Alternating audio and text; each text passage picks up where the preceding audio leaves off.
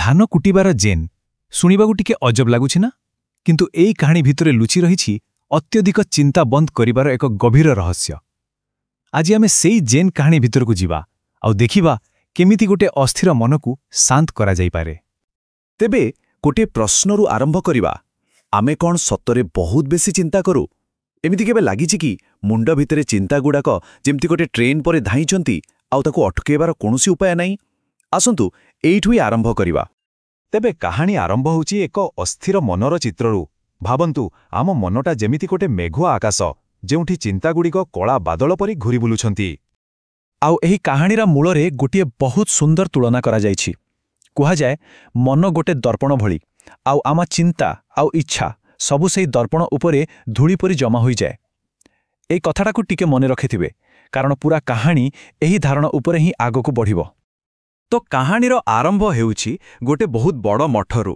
ଭାବି ଦେଖନ୍ତୁ, ଗୋଟିଏ ଜାଗାରେ 500 ସାଧୁ ଅଛନ୍ତି, ଆଉ ସେଇଠି ପହଞ୍ଚୁଛନ୍ତି ଜଣେ ଯୁବକ।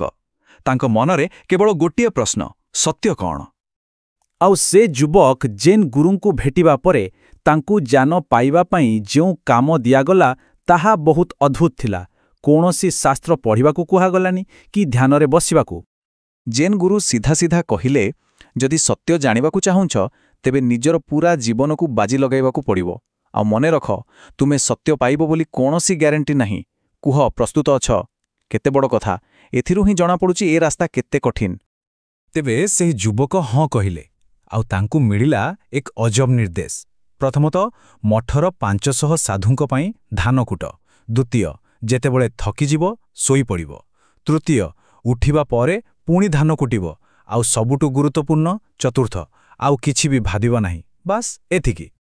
ଦିନେ କି 2 ଦିନ ନୁହେଁ, କି ମାସେ କି 2 ମାସ ବି ନୁହେଁ, ପୁରା 12 ବର୍ଷ। ଭାବି ପାରୁଛନ୍ତି? 12 ବର୍ଷ ଧରି ସେହି ଯୁବକ ଜଣକ କେବଳ ଧାନ କୁଟି ଚାଲିଲେ। କୁହାଯାଏ, ସେ ଏତେ ମଗ୍ନ ହୋଇଯାଇଥିଲେ ଯେ ନିଜ ନାଁଟା ବି ଭୁଲି ଯାଇଥିଲେ। ଆଉ ଠିକ୍ 12 ବର୍ଷ ପରେ କାହାଣୀରେ ଆସିଲା ଏକ ନୂଆ ମୋଡ଼। ଗୁରୁ ବୁଢ଼ା ହୋଇଯାଇଥିଲେ, ଆଉ ତାଙ୍କୁ ନିଜର ଉତ୍ତରାଧିକାରୀ ବାଛିବାର ଥିଲା। ତେଣୁ ସେ ଏକ ପରୀକ୍ଷାର ଆୟୋଜନ କଲେ। ପରୀକ୍ଷାଟା ବି ବହୁତ ମଜାଦାର ଥିଲା। ଗୋଟେ କବିତା ପ୍ରତିଯୋଗିତା। ଘୋଷଣା କରାଗଲା ଯେ ମଠରେ ଯିଏ ସବୁଠୁ ଜ୍ଞାନୀ, ସେ ନିଜର ଅନୁଭୂତିକୁ କବିତା ଆକାରରେ ଲେଖିବେ, ଆଉ ତାଙ୍କୁ ହିଁ ଉତ୍ତରାଧିକାରୀ କରାଯିବ। ତେବେ ମଠର ଯିଏ ମୁଖ୍ୟ ପଣ୍ଡିତ ଥିଲେ, ସମସ୍ତେ ଭାବୁଥିଲେ ସେ ହିଁ ଜିତିବେ। ଆଉ ସେ ଲେଖିଲେ, ମନ ହେଉଛି ଗୋଟେ ଦର୍ପଣ। ତା ଉପର ଧୂଳି ହଟାଇବା ପାଇଁ ଏହାକୁ ସବୁବେଳେ ସଫା କରିବାକୁ ପଡ଼େ। ଆଉ ଯାହାର ଦର୍ପଣ ପୁରା ସଫା, ସେ ହିଁ ମୁକ୍ତି ପାଇଛି। ବହୁତ ଯୁକ୍ତିଯୁକ୍ତ କଥା ନୁହେଁ କି? କିନ୍ତୁ ସମସ୍ତଙ୍କୁ ଆଶ୍ଚର୍ଯ୍ୟ କରିଦେଇ ଗୁରୁ ସେହି କବିତାକୁ ଦେଖିଲେ ଆଉ କହିଲେ, ଏହା ଆବର୍ଜନା। ହଁ, ଆବର୍ଜନା। ସମସ୍ତେ ଚକିତ ହୋଇଗଲେ। ଯଦି ଏଇଟା ଜ୍ଞାନ ନୁହେଁ, ତେବେ ପ୍ରକୃତ ଜ୍ଞାନ କ'ଣ? ଆଉ ସେତିକିବେଳେ ସେଇ ଧାନ କୁଟୁଥିବା ଲୋକଟିର କଥା ସାମ୍ନାକୁ ଆସିଲା।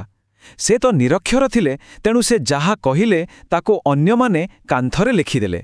ଆଉ ସେ ଯାହା କହିଲେ ତାହା ପୁରା ଖେଳ ବଦଳେଇଦେଲା। ପଣ୍ଡିତ କହିଥିଲେ, ମନ ଗୋଟେ ଦର୍ପଣ, ତାକୁ ସଫା କରିବାକୁ ପଡ଼ିବ। କିନ୍ତୁ ଏ ଧାନ କୁଟଳି କହିଲେ, ମନ ବୋଲି କିଛି ନାହିଁ, ଦର୍ପଣ ବୋଲି ବି କିଛି ନାହିଁ। ଆଉ ଯେତେବେଳେ କିଛି ବି ନାହିଁ, ତେବେ ଧୂଳି ବସିବ କୋଉଠି? ଏବେ 2ଟି ରାସ୍ତା ସ୍ପଷ୍ଟ ଦେଖାଯାଉଥିଲା। ଗୁରୁ ବୁଝିଗଲେ କିଏ ପ୍ରକୃତ ସତ୍ୟକୁ ପାଇଛି। ସେ ସମସ୍ତଙ୍କ ସାମ୍ନାରେ କିଛି କହିଲେନି, ବରଂ ରାତି ଅଧାରେ ସେଇ ଧାନ କୁଟୁଥିବା ଲୋକଟିକୁ ଡାକିଲେ, ଆଉ ଚୁପଚାପ ନିଜର ବସ୍ତ୍ର ଓ ବାଡ଼ି ତାଙ୍କୁ ଦେଇ ନିଜର ଉତ୍ତରାଧିକାରୀ ଭାବେ ବାଛିଲେ। ଆଉ ତା ସହିତ ଏକ ଚେତାବନୀ ବି ଦେଲେ।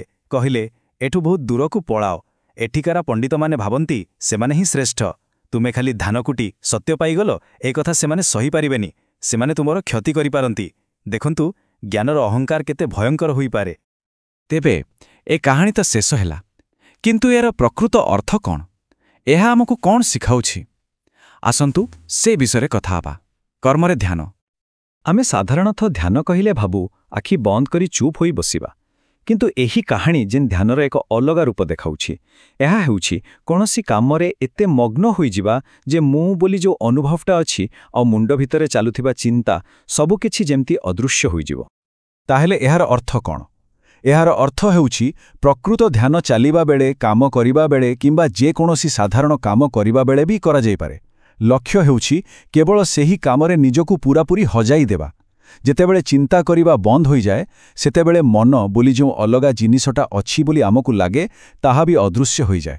ଆଉ ସେତେବେଳେ ହିଁ ନିଜର ପ୍ରକୃତ ସ୍ୱରୂପକୁ ଜାଣିହୁଏ। ତେବେ ଶେଷରେ ଗୋଟିଏ ବଡ଼ ପ୍ରଶ୍ନ ରହିଯାଉଛି।